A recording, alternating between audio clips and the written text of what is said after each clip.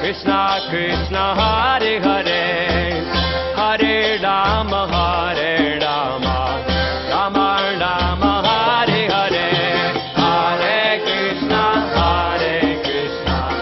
Krishna Krishna Hare Hare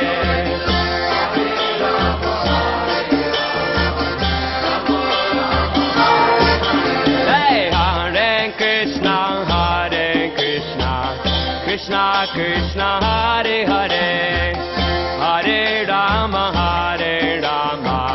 Rama Rama Hare Hare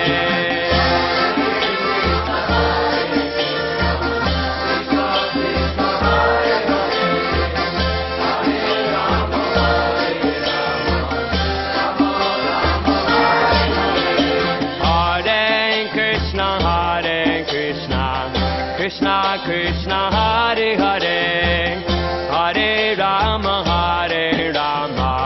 Rama Rama Hare Hare Hare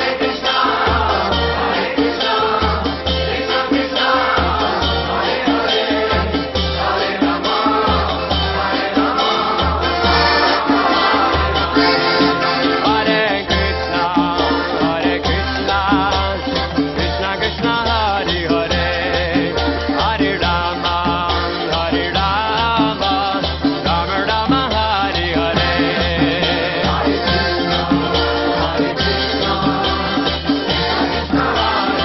Gaura Hariva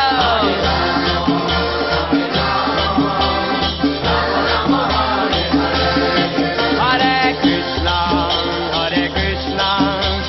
Krishna Krishna Hare Hare Hare Rama Rama Rama Hare Hare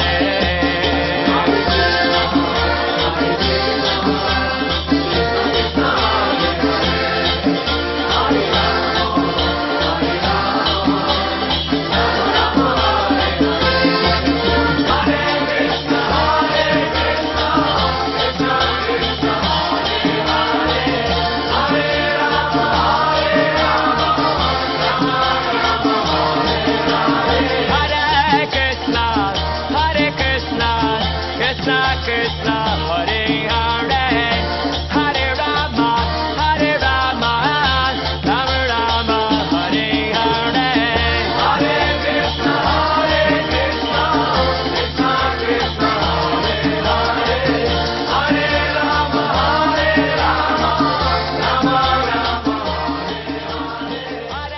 Krishna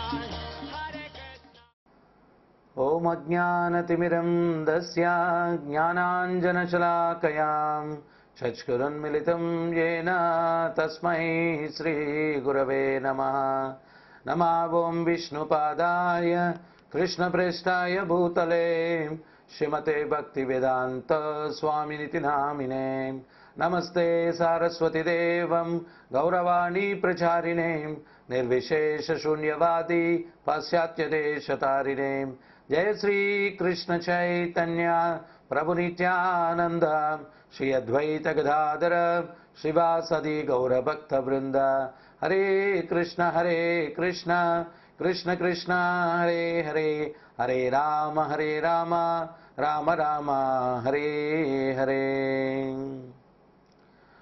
ఉద్ధరేదాత్మనాత్మానం నాత్మానవసాదయేత్ ఆత్మైవ హ్యాత్మనో బంధు ఆత్మైవ రిపురాత్మనః.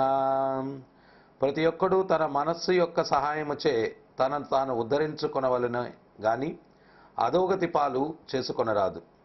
బద్ధజీవునికి మనస్సనున్నది మిత్రుడును అలాగుననే శత్రువును అయి ఉన్నది. ఈ శ్లోకం ప్రతి ఒక్కరికి కూడా చాలా ముఖ్యమైనటువంటిది. ఎందువల్ల అంటే ఆధ్యాత్మిక చింతన ద్వారా పవిత్రీకరింపబడినటువంటి మనస్సు నుంచి వచ్చేటువంటి ఆలోచనలు చాలా పవిత్రంగా ఉంటాయి. వాటిని మనం అనుసరించడం ద్వారా ఒక పవిత్రమైనటువంటి జీవితంలో మనం ముందుకు వెళ్ళేదానికి అవకాశం ఉంటుందన్నమాట. భౌతిక ప్రకృతి ద్వారా కలుషితం కావింపబడినటువంటి మనస్సులో వచ్చేటువంటి ఆలోచనలు మనకు వినాశనాన్ని కలిగిస్తాయి. అందుకని ఇక్కడ నీ మనసే నీ శత్రువు నీ మిత్రువు అంటున్నారు. ఎప్పుడు మిత్రువు ఎప్పుడు శత్రువు అన్నటువంటిది మనం ఆలోచించాలి. ఎప్పుడు మిత్రుడు అంటే ఆ మనస్సుని బుద్ధి ద్వారా నిగ్రహించి, మరి బుద్ధి అన్నటువంటిది బలం ఎప్పుడు వస్తుంది? బుద్ధికి బలం ఎప్పుడు వస్తుంది అంటే ఆధ్యాత్మిక చింతన ద్వారా, ఆధ్యాత్మిక జ్ఞానం ద్వారా బుద్ధికి బలం వస్తుంది. ఆ బుద్ధి బలాన్ని పొందినప్పుడు బుద్ధి అనేటువంటి వాడు ఈ రథం అన్నటువంటి శరీరాన్ని నడిపించేటువంటి వాడిగా చెప్పడం జరుగుతూ ఉంది. ఈ మనసు అన్నటువంటిది కళ్ళెమని చెప్పడం జరుగుతూ ఉందన్నమాట. సో అందువల్ల ఈ మనసును నిగ్రహించేటువంటి వాడి బుద్ధి అన్నమాట. ఆ బుద్ధి ఆధ్యాత్మిక చింతన ద్వారా వస్తుంది. ఈ మనస్సుని పవిత్రీకరణ చేయాలి. అప్పుడు పవిత్రీకరింపబడినటువంటి మనస్సులో వచ్చే ఆలోచనలన్నీ కూడా పవిత్రంగా ఉంటాయి. మరి ఆ ఆలోచనలను బట్టే మనం నడుచుకుంటాం. Every action there is an equal and opposite reaction. మామిడి విత్తనం వేస్తే మామిడి చెట్టే వస్తుంది, సపోటా చెట్టు రాదు. పాప పని చేస్తే దాని ఫలితం దుఃఖం వస్తుంది, పుణ్య పని చేస్తే దాని ఫలితం సుఖం వస్తుంది. సుఖ దుఃఖాలకు కారణం ఇది. మరి మనం పాపం చేస్తున్నామా పుణ్యం చేస్తున్నామా అని దేని బట్టి ఆధారపడి ఉంటుంది అంటే మన మనస్సుని బట్టి, మనస్సు యొక్క పవిత్రతను బట్టి ఆధారపడి ఉంటుంది. ఆధ్యాత్మిక చింతన యొక్క అవసరం సమాజానికి, మనుషుల యొక్క మనస్సుల్ని పవిత్రం చేసుకునేదానికి ఇది సహకరిస్తుంది ఆధ్యాత్మిక చింతన. సో అందుకనే చూడండి, మనం ఒక మందిరానికి వెళ్ళినప్పుడు పవిత్రమైనటువంటి భావన ఉంటుంది. అదే ఏదైనా హింసాత్మకమైనటువంటి చిత్రం చూసినప్పుడు, లేకపోతే సంఘటన చూసినప్పుడు, ఒక్కొక్క పరిస్థితిని బట్టి, చుట్టుపక్కల వాతావరణాన్ని బట్టి మానసిక స్థితులు మారుతూ ఉంటాయన్నమాట. సో అందుకని మనసును ఎప్పుడూ పవిత్రంగా ఉంచుకునే దానికోసం మనం ప్రయత్నం చేయాలా. అదెందుకనే మనకు ఏదైనా తప్పుడు ఆలోచన కలిగించి తప్పుడు మార్గంలో నడిపించడానికి మనసు ప్రేరణ కల్పించినప్పుడు అది శత్రువు. అందుకని ఇక్కడ మనసు శత్రువు, మనసు మిత్రుడు అంటున్నాడు. అదే మంచి మార్గంలో మనసు నిన్ను ప్రేరేపిస్తూ ఉంది అంటే అప్పుడు మిత్రుడు. సో ఎప్పుడు మంచి మార్గంలో నిన్ను నడిపించేటువంటి మిత్రుడిగా నీ మనసు ఉండాలా అంటే ఆ మనసుని ఎప్పుడు నువ్వు పవిత్రంగా ఉంచుకునేదానికి ప్రయత్నం చేయాలి. ఆ పవిత్రీకరణ అన్నటువంటిది కేవలం ఆధ్యాత్మిక చింతన వల్లనే నీకు కలుగుతుంది. సో అందువల్ల ఆధ్యాత్మిక చింతన అన్నటువంటిది లాస్ట్ ప్రయారిటీ కాదండి. ప్రతి ఒక్క మనిషి మనసును పవిత్రంగా ఉంచుకోవాలంటే ఖచ్చితంగా ఆధ్యాత్మిక చింతనను అనుసరించాలా. ఈవెన్ ఆధ్యాత్మిక చింతనలోకి వచ్చిన తర్వాత కూడా మనసు ఎప్పుడు నిన్ను కలతపెడుతూ ఉంటుంది. ఆధ్యాత్మికంగా కూడా ఇది మంచిదేనా, ఇది కరెక్ట్ కాదా, దీంట్లో ఒప్పెంత, దీంట్లో తప్పెంత, ఈ రకంగా మనసు ప్రేరణ కలిగిస్తూ ఉంటుందన్నమాట. ఉదాహరణకు మనం చూసినట్లయితే శ్రీ చైతన్య మహాప్రభు ఆయన దక్షిణ భారతదేశాన్ని సందర్శిస్తూ మధురైకి వెళ్ళడం జరుగుతుందన్నమాట. మధురై మీనాక్షి మందిరం శివక్షేత్రం అది. శ్రీ చైతన్య మహాప్రభు ఈ దర్శనాలన్నీ కావింపబడిన తర్వాత ఒక బ్రాహ్మణుడు ఆతిథ్యానికి ఆయన్ని పిలుస్తాడు. ఆయన గృహానికి వెళ్తే మధ్యాహ్నం 1 గంట సమయం దాటినా కానీ భోజనం సిద్ధం కాలేదు. అప్పుడు శ్రీ చైతన్య మహాప్రభు ఆ బ్రాహ్మణుని పిలిచి భోజనం ఆలస్యం అవుతూ ఉన్నట్టుంది కదా అని అడుగుతాడు. అప్పుడు ఆయన ఏమంటాడు అంటే, స్వామి నేను అరణ్యంలో ఉంటూ ఉన్నాను, లక్ష్మణస్వామి సరుకులు తీసుకురావాలా, సీతమ్మ తల్లి వంట వండి పెట్టాలా, అప్పుడే భోజనం సిద్ధమవుతుంది. ఈ బ్రాహ్మణుడు మహారామభక్తుడంట. సో చైతన్య మహాప్రభు అతని అవగాహనకి చాలా సంతుష్టుడై ఆలస్యమైతే అవనండి అని చెప్పి ఆయన వేచి ఉన్నారు. 3 గంటల సమయానికి భోజనాన్ని సిద్ధం చేశారు. సిద్ధం చేసిన తర్వాత అప్పుడు ఆయన భోంచేసిన తర్వాత చైతన్య మహాప్రభు గమనించారు, ఆ బ్రాహ్మణుడు భోంచేయలేదు. ఏంటయ్యా నువ్వు భోంచనం చేయలేదు అంటే అప్పుడు ఆ బ్రాహ్మణుడు ఏం చెప్తున్నాడు అంటే, స్వామి నా మనసు కల్లోలంగా ఉంది. నీ మనసు కల్లోలానికి కారణం ఏంటి అన్నాడు శ్రీ చైతన్య మహాప్రభు. అప్పుడు ఆ బ్రాహ్మణుడు ఏమంటున్నాడు అంటే, జగజ్జనని జానకీదేవి ఆ రావణ బ్రహ్మ ఆమెను సృష్టించాడు కదా, అంత పవిత్రమైనటువంటి ఆ మహాతల్లి ఆ రావణ బ్రహ్మ యొక్క స్పర్శ వల్ల కలుషితమైంది. ఇది నేను తట్టుకోలేకుండా ఉన్నాను, చాలా కలత చెందుతూ ఉన్నాను, నా మనసు నన్ను కలత పెడుతూ ఉంది. ఇక చూడండి, ఆధ్యాత్మికంగా కూడా మనకు అర్థం కాని విషయాలు ఎన్నో ఉంటాయి. మనసు మనల్ని తప్పుద్రోవ పట్టించేదానికి చాలా అవకాశం ఉంది. అందుకని మనం ఏంటి అంటే అటువంటి సమస్యలు ఆధ్యాత్మికంగా కూడా మనకు అవగతం కానివి కొన్ని వచ్చినప్పుడు తక్షణమే ఆధ్యాత్మిక గురువుని ఆశ్రయించి ఆ యొక్క సందేహాలను నివృత్తి చేసుకునేదానికి ప్రయత్నించాలా.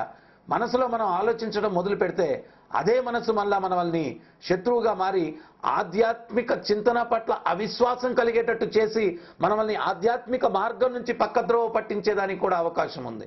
ఏంటి, సీతా సాధ్విని వాడు దుర్మార్గుడు స్పృశించాడంట, ఇంకా ఆధ్యాత్మిక జీవితం ఏంటి, రాముడు రక్షించుకోలేకపోయాడా, అది ఇది అనేటువంటి భావన కలుగుతుంది. సో శ్రీ చైతన్య మహాప్రభు చెప్పాడు, అయ్యా బ్రాహ్మణ, నీ మనసు కలత మంచిదే, కానీ సీతా మహాసాధ్వి, సాక్షాత్తు ఆదిలక్ష్మి, ఆమెను ఎవరు స్పృశించేటువంటి అర్హత లేదు. భౌతిక భావనలు ఉన్నటువంటి వ్యక్తి స్పృశించడం కాదు, సీతా మహాసాధ్విని చూడడానికి కూడా అవకాశం లేదు. ఎప్పుడైతే రావణ బ్రహ్మ ఆయన భిక్షకు వచ్చాడో సీతా మహాసాధ్వికి అర్థమైంది, ఆమె తనను తాను అగ్ని యొక్క రక్షణలోకి వెళ్ళి మాయా సీతగా వెలువడింది. నిజమైన సీత అగ్ని యొక్క ఆధీనంలోకి వెళ్ళిపోయింది. రావణుడు పట్టుకున్నటువంటి సీత, రావణుడితో పాటు లంకకు వెళ్ళినటువంటి సీత మాయా సీత, ఛాయా సీత, నిజమైన సీత కాదు అని చెప్పాడు. అప్పుడు అతను కొంచెం శాంతించాడనమాట. తర్వాత శ్రీ చైతన్య మహాప్రభు అక్కడ నుంచి రామేశ్వరానికి వెళ్తే అక్కడ కొంతమంది భాగవతులు కూర్మ పురాణం నుంచి రామాయణ ఘట్టాలని వాళ్ళు అధ్యయనం చేస్తూ, దాంట్లో సీత ఎప్పుడైతే రావణ బ్రహ్మ వచ్చాడో అగ్ని యొక్క ఆధీనంలోకి వెళ్ళింది. తర్వాత అగ్ని పరీక్ష రామచంద్రుల వారు పెట్టినప్పుడు మాయా సీత అగ్నిలో దహింపబడగా నిజమైనటువంటి సీత అగ్ని నుంచి బయటకు వచ్చి రామచంద్రుల వారి యొక్క సేవలో తను తాను కైంకర్యం చేసుకుంది అన్నటువంటి శ్లోకాలు ఉన్నటువంటి తాళపత్రాలు వాళ్ళు చదువుతూ ఉంటే శ్రీ చైతన్య మహాప్రభు ఆ తాళపత్రాలను తీసుకుని వచ్చి ఈ బ్రాహ్మణునికి ఆ తాళపత్రాల ద్వారా కుర్మ పురాణంలో ఉన్నటువంటి సత్యాన్ని వివరించి అతనిలో ఉన్నటువంటి ఆ యొక్క సంశయాన్ని తొలగించడం జరిగిందనమాట. భౌతికంగానే కాదు, ఆధ్యాత్మికంగా కూడా ఈ మనసు మనల్ని త్రప్పుద్రోవ పట్టించడానికి ప్రయత్నాలు చేస్తూనే ఉంటుంది. అందుకని శాస్త్రాలు ఏం చెప్తున్నాయి అంటే, నీ మనసును కాదు నువ్వు అనుసరించాల్సింది, మనసు ఏదేదో చెప్తూ ఉంది. చాలామంది ఏమంటారంటే, నా మనసు అంగీకరించట్లేదు భగవంతునికి శరణాగతి పొందడానికి, మనసు భక్తి చేయాలని చెప్పి నన్ను ప్రేరణ కల్పించట్లేదు, మనసులో నాకు కలగట్లేదు.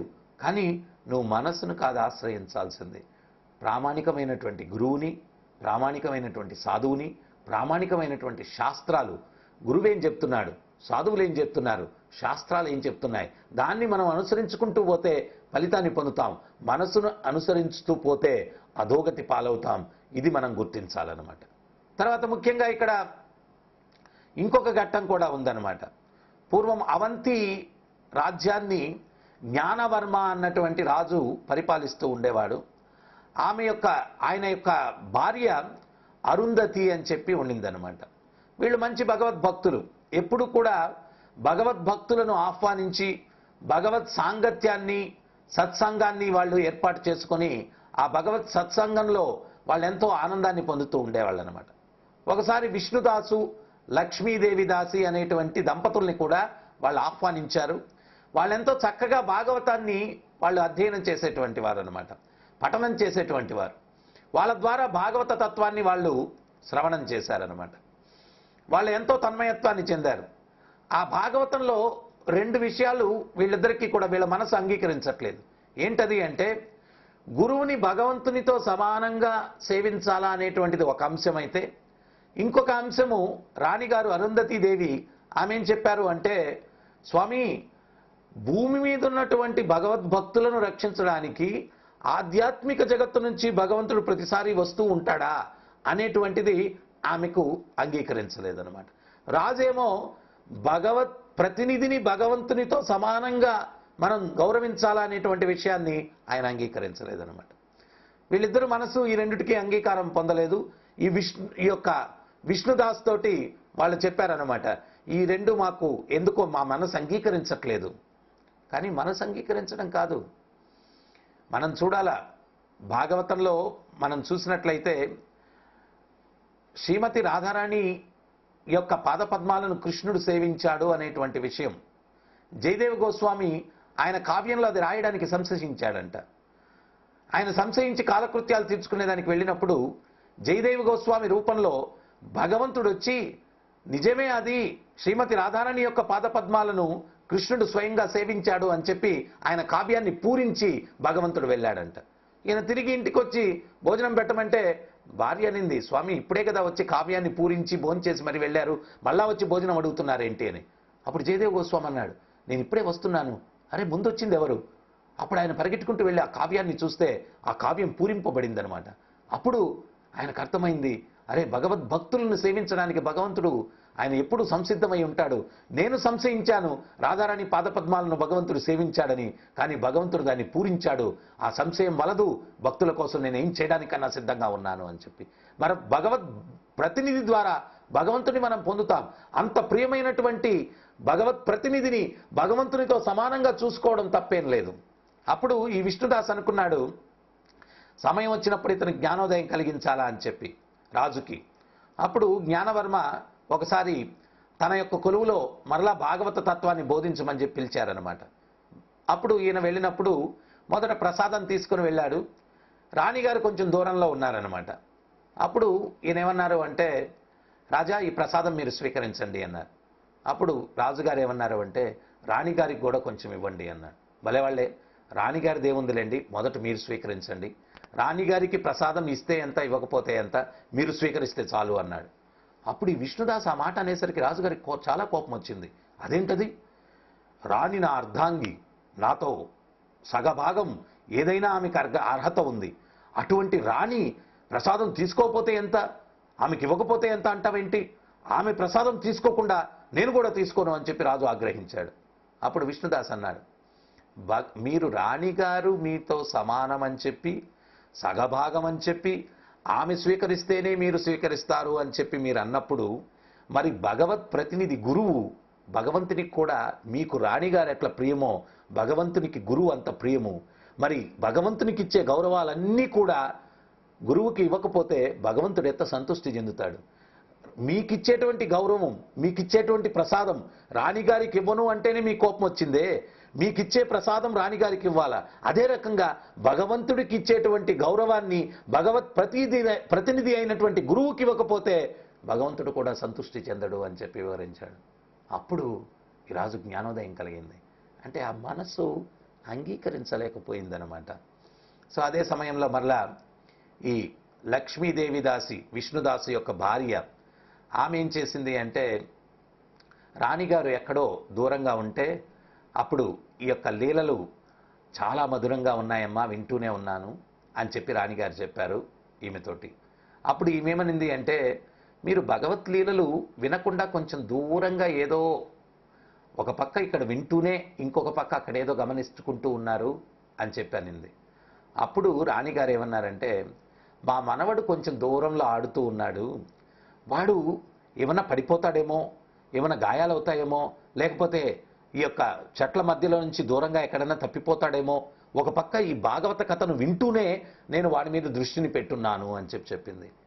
అప్పుడు ఈ లక్ష్మీదేవి దాసి, ఈ విష్ణుదాసి యొక్క భార్య, రాణిగారి సందేహం ఏంటి, ఆధ్యాత్మిక జగత్తులో ఉండేటువంటి దేవదేవుడు ఈ భౌతిక జగత్తులో ఉండేటువంటి భక్తులను రక్షించడానికి ఆయన స్వయంగా వస్తాడా అనేటువంటిది ఆమె సందేహం అన్నమాట. దానికి ఈ లక్ష్మీదేవి దాసి ఏమనింది అంటే, మీ యొక్క మనవడు ఎక్కడో దూరంగా ఆడుకుంటూ ఉంటేనే మీరు ఒక పక్క విలువైనటువంటి భాగవత శ్రవణం చేస్తూ కూడా వాడి మీద ధ్యానం పెట్టున్నారు. వాడికి ఏమన్నా జరుగుతుందేమో, వాడు ఎక్కడన్నా తప్పిపోతాడేమో, మరి మీరు ఒక సామాన్యమైనటువంటి మానవురాలిగా మీ యొక్క మనవుడి మీద అంత ధ్యానం పెట్టినప్పుడు, మరి భగవంతుడు అఖిలాండ కోటి బ్రహ్మాండ నాయకుడు తన భక్తుణ్ణి రక్షించుకోవాలా అనేటువంటిది ఆయనకు ధ్యానం ఉండదా? ఆయన ఆధ్యాత్మిక జగత్తులో ఉన్నప్పటికీ కూడా మీరు ఇక్కడ భాగవతాన్ని వింటూ ఉన్నారు, మీ ధ్యానం అంతా కూడా మనవడు ఏం చేస్తున్నాడు ఏంటి అని ఎక్కడో ఉందన్నమాట. ఆధ్యాత్మిక జగత్తులో ఉన్నటువంటి దేవదేవునికి కూడా ఆయన ధ్యానం అంతా కూడా తన భక్తులు ఏం చేస్తున్నారు, వాళ్ళకు రక్షణ ఉందా, వాళ్ళని ఏ రకంగా రక్షించాలా అనేటువంటి ఆలోచనలోనే ఉంటాడు భగవంతుడు అని చెప్పి వివరణ ఇవ్వడం జరిగిందనమాట. అప్పుడు ఈ రాణిగారు జ్ఞానోదయం కలిగిందనమాట. అరే, ఆధ్యాత్మిక జగత్తులో ఉన్నప్పటికీ కూడా తన భక్తులను రక్షించడానికి భగవంతుడు వస్తాడు. అదే సమయంలో రాజుగారి జ్ఞానోదయం కలిగింది. గురువు భగవంతునికి ఏ రకమైనటువంటి వ్యత్యాసం లేదు, ఆ భగవంతునికి ఇచ్చే గౌరవాన్ని ఖచ్చితంగా గురువు కూడా ఇవ్వాలా అన్నటువంటి జ్ఞానోదయం రాజుగారికి కలిగింది. అందుకని ఆధ్యాత్మిక మార్గంలో కూడా మనకు ఈ మనసు మనల్ని ఎన్నో రకాలుగా కలత పెడుతూ ఉంటుంది. మనల్ని ఏదో ఒక రకంగా ఈ తప్పు ద్రోవను పట్టించాలా అని చెప్పి మనసు ప్రయత్నం చేస్తూ ఉంటుంది. ఎందువల్లంటే చాలామంది ఆధ్యాత్మిక చింతనలోకి వచ్చిన వాళ్ళు కూడా మీరు గమనించవచ్చు, రకరకాల ప్రశ్నలు అడుగుతూ ఉంటారనమాట. అది మనసు యొక్క ప్రేరణ. ఆ ప్రశ్నలకు సమాధానం లభించకపోతే ఇంకా భగవంతుణ్ణే మనం తిరస్కరించవచ్చు అనేటువంటి దృక్పథంతో కాలికేస్తే మెడకి, మెడకేస్తే కాలికి, కాలికేస్తే మెడకి, మెడకేస్తే కాలికి రకరకాలైనటువంటి ప్రశ్నలను వాళ్ళు అడుగుతూ ఉంటారనమాట. ఎందువల్ల అంటే ఈ ప్రశ్నల ద్వారా మనం వాళ్ళు కన్విన్స్ అయ్యేటట్టుగా సమాధానం లభించకపోతే భగవంతుని యొక్క ఉనికినే మనం తిరస్కరించవచ్చు అని. అయితే మనం ఒక్క సత్యాన్ని మనం గుర్తించాల్సింది ఏంటి అంటే, ఈ మనసు అన్నటువంటిది మాయ యొక్క ప్రాతినిధ్యం వహిస్తూ ఉంది. మాయకు లోబడి ఉన్నంత వరకు కూడా ఆధ్యాత్మిక చింతనలోకి మనం వచ్చాము అంటే మనమేంటి, మాయను తిరస్కరించినట్టు. అనంతకాలంగా మాయ యొక్క దాసుడుగా జీవితాన్ని గడుపుతూ ఉన్నాం అన్నమాట. ఇప్పుడు కృష్ణదాస్ అవ్వాలంటే మాయాదేవి తీవ్రమైన పరీక్ష పెడుతుందన్నమాట. ఆ పరీక్షకు కూడా కారణం ఒకటి ఉందండి. భగవంతుడు గీతలో ఏం చెప్తూ ఉన్నాడు అంటే, నా లోకానికి ఎవడైతే వస్తాడో వాడు తిరిగి మళ్ళా ఈ భౌతిక జగత్తుకు రాడు అని చెప్తూ ఉన్నాడు. మనకిక్కడ ఏదైనా కానీ కొంచెం ఆకర్షణ కానీ బలహీనతలు కానీ ఉంటే, పూర్ణమైన వైరాగ్యాన్ని మనం పెంపొందించుకోకపోతే మనం ఆధ్యాత్మిక జగత్తుకు వెళ్తే భగవంతుడు ఇచ్చిన మాట సత్యం కాకుండా పోతుంది. ఎందువల్లంటే మనకిక్కడ ఏదన్నా మన హృదయ దౌర్బల్యాలు ఇంకా ఉంటే మనం ఆధ్యాత్మిక జగత్తుకు వెళ్ళిపోతే మళ్ళీ వాటిని సంతృప్తి పరచుకునేదానికి మళ్ళీ ఇక్కడికి వచ్చేదానికి అవకాశం ఉందన్నమాట. సో మాయాదేవి మనల్ని బాగా పరీక్ష పెడుతుంది. ఆచార్యులు కూడా ఏం చెప్తారు అంటే, బంగారాన్ని బాగా కాచి కాచి మోది మోది మోది మోదితే అది మేలిమి బంగారంగా తయారవుతుందన్నమాట. వజ్రాన్ని కూడా బాగా సానపట్టి సానపట్టి సానపట్టి మంచి షేప్లోకి తీసుకొని వస్తే దాని విలువ పెరుగుతుందన్నమాట. దానికి షైనింగ్ వస్తుందన్నమాట. దాంట్లో వెలుతురు వస్తుంది, తేజస్సు వస్తుంది. అదే రకంగా ఈ మాయ కూడా ఆమె యొక్క డ్యూటీ ఆమె చేస్తూ ఉంది. మనం కృష్ణదాస్ అవ్వాలంటే దాని ముందు ఎన్నో పరీక్షలు అనమాట. ఆ పరీక్షలకి ఆ మాయాదేవి మనసును ఉపయోగించుకుంటుంది. ఆ మనసు ద్వారా ఈ పరీక్షలు మనకు పెట్టి మనల్ని పతనం చేయడానికి, లేకపోతే ఆ పరీక్షల్లో ఉత్తీర్ణులు అవ్వడానికి ఆ మాయ మనల్ని ప్రయత్నం చేస్తూ ఉందన్నమాట. అయితే మనం ఎప్పుడైతే గురు శరణాగతి పొందుతామో మనకు తెలీదు మనం మాయలో ఉన్నామా లేకపోతే మాయ నుంచి విముక్తిని పొంది ఉన్నామా అని. గురువుకు తెలుస్తుంది. ఆ గురువు యొక్క రక్షణలో మనం ఎప్పుడైతే ఉంటామో అప్పుడు మనం ఎప్పుడన్నా మాయకు లోబడినప్పుడు ఆ గురువు, నాయన నువ్వు మాయకు లోబడి ఉన్నావు, ఇది నువ్వు వెళ్ళేటువంటి మార్గం ఇది కాదు అని చెప్పి మనల్ని తప్పిపోయినటువంటి ట్రాక్లో నుంచి మరలా సత్మార్గంలోకి తీసుకొచ్చేదానికి గురువు మనకు ఉపయోగపడతాడనమాట. అందుకనే ఈ యొక్క జీవితం అనేటువంటి నావకి క్యాప్టెన్ గురువు అన్నారనమాట. మనం నావలో వెళ్ళేటప్పుడు, నౌకలో వెళ్ళేటప్పుడు క్యాప్టెన్ ఏం చేస్తాడు అంటే ఆ నావకు మార్గదర్శకాన్ని ఇస్తూ ఉంటాడు. ఈ డైరెక్షన్లో వెళ్ళాలి, ఈ డైరెక్షన్లో వెళ్ళాలి, ఈ డైరెక్షన్లో వెళ్ళాలి. వ్యక్తి యొక్క జీవితంలో కూడా గురువు మార్గదర్శి అన్నమాట. ఆ గురువు మనల్ని మంచి ఏంటో చెడేంటో, మన నిజమైనటువంటి శ్రేయోభిలాషి కూడా గురువే. ఆయనకు తెలుసు మనం ఎట్లా ఉద్ధరింప చేయాలా అని. సో గురువే నిజమైన శ్రేయోభిలాషి. ఆయన మనల్ని మార్గదర్శకం చూపిస్తూ ఉంటాడు. మన మనసు యొక్క మార్గదర్శకాన్ని కానీ మనం అనుసరించినట్లయితే ఖచ్చితంగా అధోగతి పాలవుతాం. భగవంతుడు ఇంకో శ్లోకంలో కూడా ముందు చెప్పారు, మనోకల్పితమైన కోరికలను సంతృప్తి పరచుకునేదానికి ప్రయత్నించేవాడు నా శాంతి నా సుఖం, వాడికి శాంతి లేదు సుఖము లేదు అని చెప్తున్నాడు. సో అందువల్ల మనసు ద్వారానే ఉద్ధరింపబడతావు, మనసు ద్వారానే అధోగతి పాలవుతావు. ఆ మనసే నీ శత్రువు, ఆ మనసే నీ మిత్రువు అని చెప్పి ఇక్కడ చెప్పడం జరుగుతూ ఉంది. ఆ శత్రువైన మనస్సుని మిత్రుడిగా చేసుకోవాలా అంటే కలియుగంలో మంత్ర అంటే, మన్ అంటే మనసు, త్రా అంటే మనసులోని కల్ముషాలు. మనసులో చెత్త చెదారం స్టోర్ అయి ఉన్నంత వరకు కూడా, దాంట్లో చెత్త చెదారం ఉన్నంత వరకు కూడా ఆ మనసులో నుంచి వచ్చే ఆలోచన అంతా కూడా చెత్త ఆలోచనలు వస్తాయి. ఆ మనసులో ఉన్నటువంటి చెత్తను ఎప్పటికప్పుడు తొలగించుకుంటూ ఉండాలి. మనసులోకి ఆటోమేటిక్గా చెత్త వెళ్తుంది. ఈ యొక్క కర్మేంద్రియాల ద్వారా, జ్ఞానేంద్రియాల ద్వారా మనం ఏదేదో వింటూ ఉన్నాం, ఏదేదో చూస్తూ ఉన్నాం. ఆ విన్నది, చూసింది, చదివింది అంతా బుర్రలోకి పోయి స్టోర్ అవుతుందన్నమాట.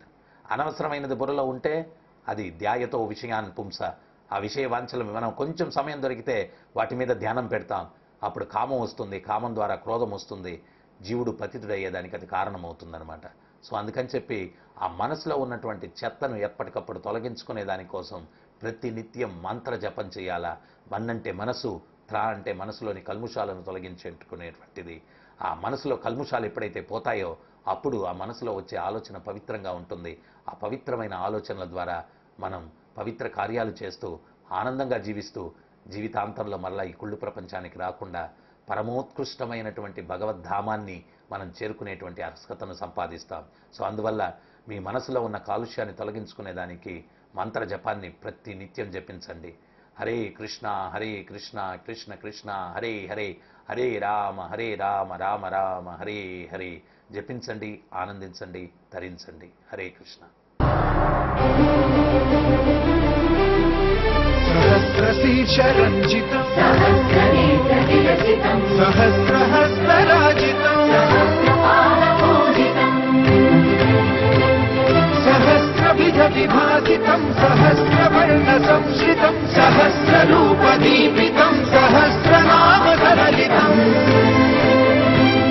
समस्तसद्गुणोन्नतं समस्तदेवताकुलं समस्तशक्तिमण्डितं समस्तभक्तवन्दितं समस्तमुक्तिसुविहितं नमामि कृष्ण